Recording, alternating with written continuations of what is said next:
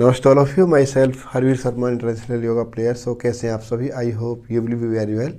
आप सभी स्वस्थ होंगे, निरोग होंगे, अपनी रेगुलर प्रैक्टिस आप करते होंगे। तो आज मैं आपके सामने बहुत ही सुंदर वीडियो लेकर के आया हूँ। आज का मेरा लेक्चर है, आज का मेरा व्याख्यान है। आज हम चर्चा करेंगे यानी कि योग साधना में यानी कि बाधक तत्वों के बारे में। यानी हठयोग के जो ग्रंथ हैं यानी कि हठयोग प्रदीप का स्वामी स्वात्माराव जी ने लिखी है और उसमें यानी कि बाधक तत्वों की चर्चा की है। तो कितने हैं और क्या है उनके बारे में आज हम जानेंगे। और ये जो डेफिनेशन है, ये जो सूत्र है, यानी कि ना कि हठयोग के ऊपर, यानी कि अगर आप किसी दूसरे फील्ड से भी अगर आप इसको रिलेट करते हैं तो वहाँ भी इससे आप लाभान्वित हो सकते हैं, वहाँ भी आप इसको अपने जीवन में इम्प्लीमेंट कर सकते हैं। तो इससे आप निश्चित तौर पर लाभान्वित होंगे, अपने लक्ष्य में आप कामयाब होंगे, आप अग्रसर हो पाएंगे। यानी कि एक स्टूडेंट जिस प्रकार से है वो भी इसको फॉलो कर सकता है।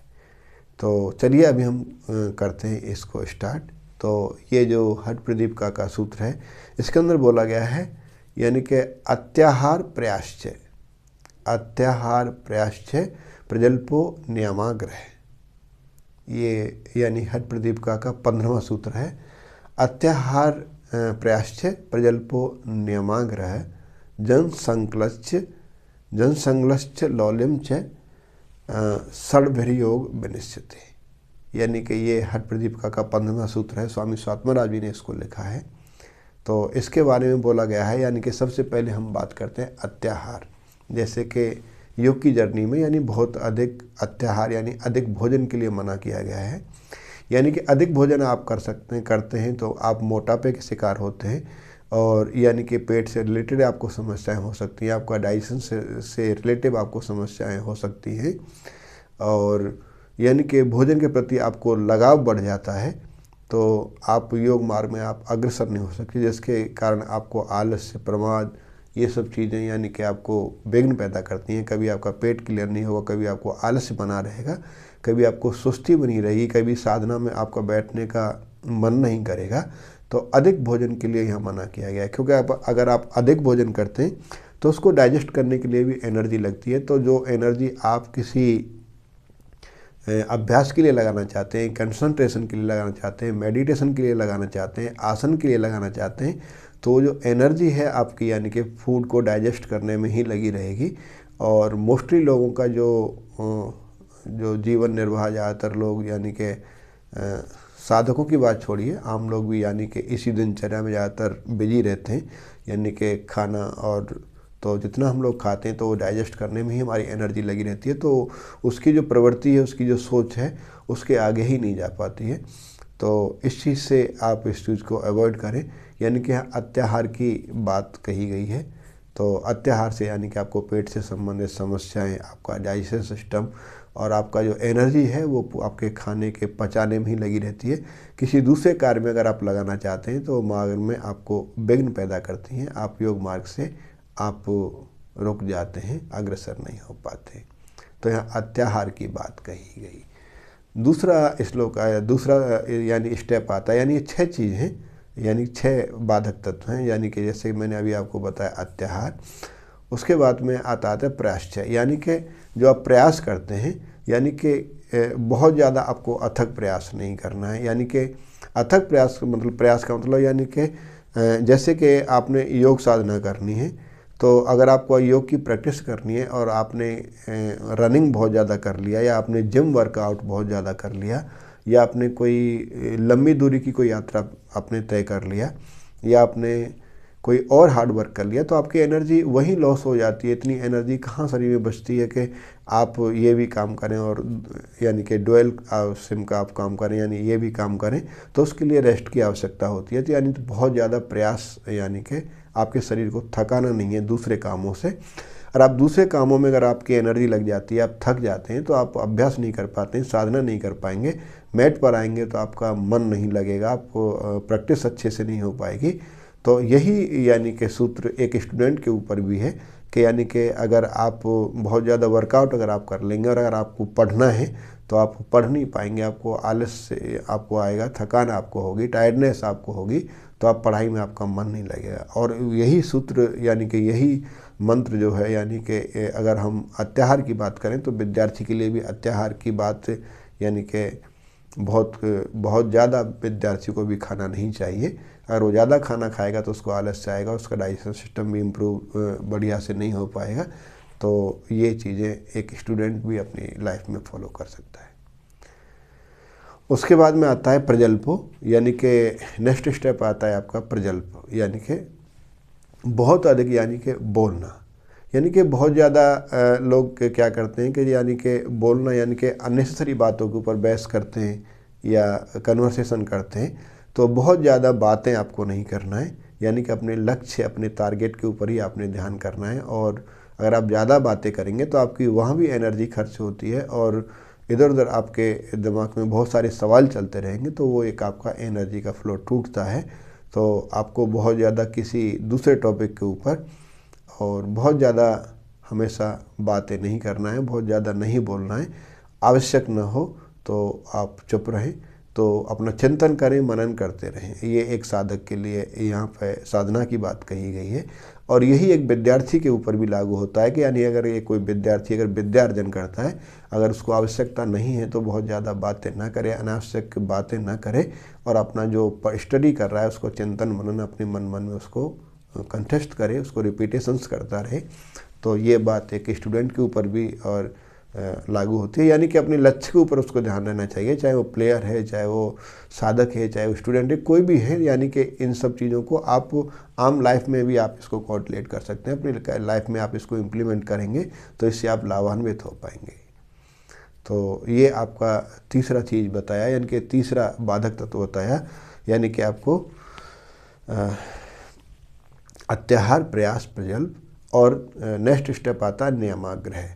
नियमाग्रह का मतलब यहाँ पे है कि यानी कि आपने कोई नियम बनाया, नियम आपने फॉलो किया कि यानी कि आपने एक नियम बना लिया कि मुझे डेली 5 बजे ही यानी कि ठंडे पानी से या गर्म पानी से नहाना है, और किसी कारणवश आपको उस दिन गर्म पानी नहीं मिला तो आपका यानी कि आप इरिटेट हो जाएंगे, आपको विचलितता पैदा होगी, आप परेशान हो जाएंगे। तो ऐसा पक्का नियम नहीं बनाना कि नहीं मुझे तो डेली 5 बजे गर्म पानी से ही नहाना है। हो सकता है किसी दिन पानी ही ना आए तो आप किससे नहाएंगे, तो या उस दिन लाइट ही ना रहे, तो ऐसी प्रॉब्लम्स हो सकती हैं। तो ऐसा पक्का नियम नहीं बनाना है। ऐसे एक स्टूडेंट के ऊपर है कि मुझे डेली 4 बजे ही जगना है। हो सकता है कभी शरीर अस्वस्थ हो जाए या लाइट नहीं है या कहीं आप कहीं देर से आए, तो हो सकता है कि उसमें आप कभी विलम्ब हो सकता है। तो थोड़ा सा फ्लेक्सिबिलिटी भी उसमें रखना है। पक्का नियम नहीं बनाना है कि मुझे नहीं डेली 5 बजे ही प्रैक्टिस करना है। हो सकता है किसी कारणवश कोई अर्जेंट काम लग जाए तो थोड़ा सा उसमें फ्लेक्सिबिलिटी रखना है। हो सकता है कि उससे भी कोई अर्जेंट काम हो तो उसको भी महत्वता आपने देना है। तो उसमें यानी कि बहुत ज़्यादा नियम पालन, आपको बहुत ज़्यादा आग्रह नहीं करना है कि पक्का डेडिकेशन में थोड़ी सी फ्लेक्सिबिलिटी आप रख सकते हैं। इम्पोर्टेंस के हिसाब से कोई ज़रूरी काम है तो उसको पहले आप कर सकते हैं। तो ये आपके 4 आपके बाधक तत्व हुए। और 5वें बाधक तत्व की बात कही गई है जंग संगलश्च, यानी कि जो लोगों से बहुत ज़्यादा संपर्क नहीं करना है।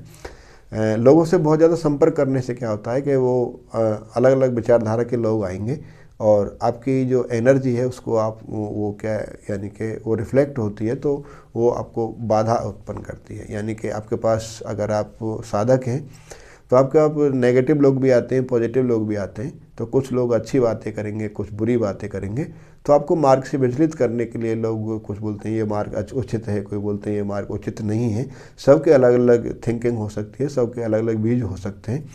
तो कोई अच्छा कहेगा, कोई बुरा कहेगा, तो अच्छा कहने वाले कम मिलेंगे, बुरा कहने वाले ही ज़्यादा मिलेंगे, क्योंकि ना तो खुद करेंगे ना आपको करने देंगे। तो इसलिए ऐसे लोगों से दूरी बना के रखें, तो उन लोगों के ज़्यादा संपर्क में ना आएँ और इससे आप दूरी बना के रखें। तो यही बात आप किसी दूसरे फील्ड में या स्टूडेंट हैं या आप प्रैक्टिशनर हैं या किसी गेम के फील्ड में हैं, तो वहाँ भी अगर आप लोगों की बातों में लगे रहेंगे तो वो आपको यानी कि आपको प्रैक्टिस नहीं करने देंगे।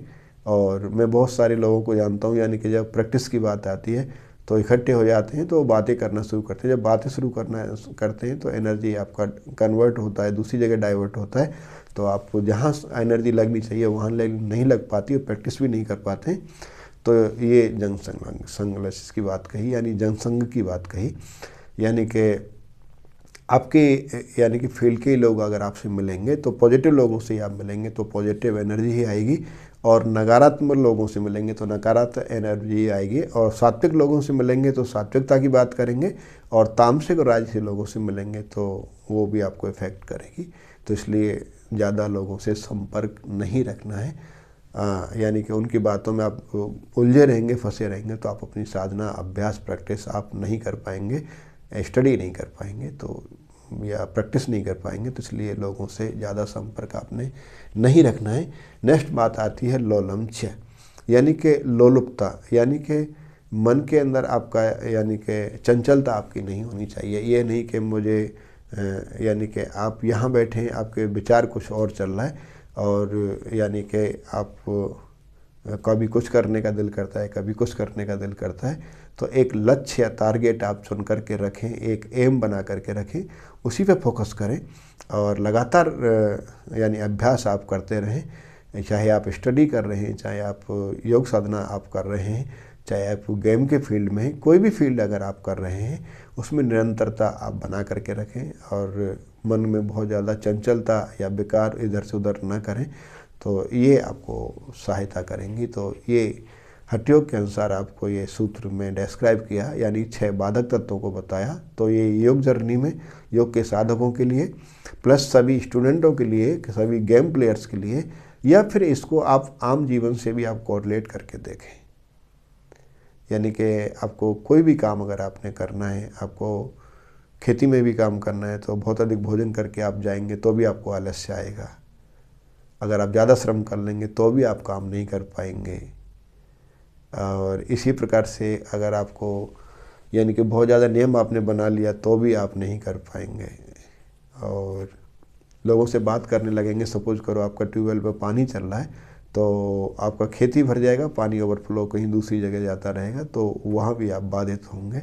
तो इस प्रकार के जो नियम हैं आप इसको लाइफ से इम्प्लीमेंट करें। साधना के लिए तो ये है ही है, अगर आप इसको लाइफ में आप इम्प्लीमेंट करते हैं, लाइफ में आप फॉलो करते हैं, तो आप निश्चित तौर पे आप अपने लक्ष्य में, अपने फील्ड में आप अग्रसर हो पाएंगे, एम को पकड़ पाएंगे। तो ये इस प्रकार के ये सूत्र है।